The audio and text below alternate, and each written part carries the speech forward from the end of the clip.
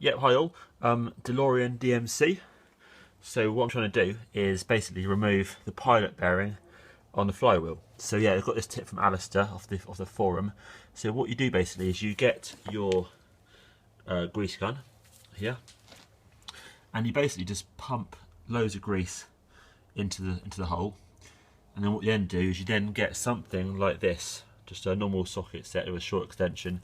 This part here at the end fits really nice and neatly in the hole, and basically just push it in there to sort of just basically push the grease in.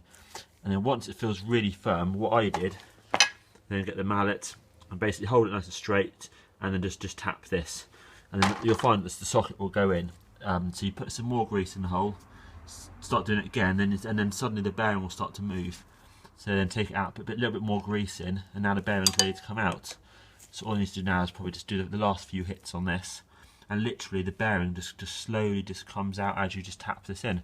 And so this won't get stuck in, because this is pretty much the perfect size for the centre of this bearing. So in a second that will drop out. So I can't really film actually this last part, but this actually right now I'm pushing that, it's got a bit of a springy effect where there's lots of grease in. So that should just drop out. I don't know if it'll work now, I've just got to sort of try.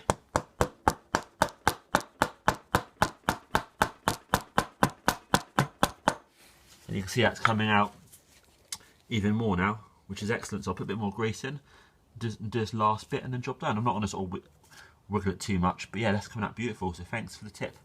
So there you go. That's what you need to do to remove the pilot bearing. Nice and easy, a bit messy, just a bit of grease. Nice one. Cheers.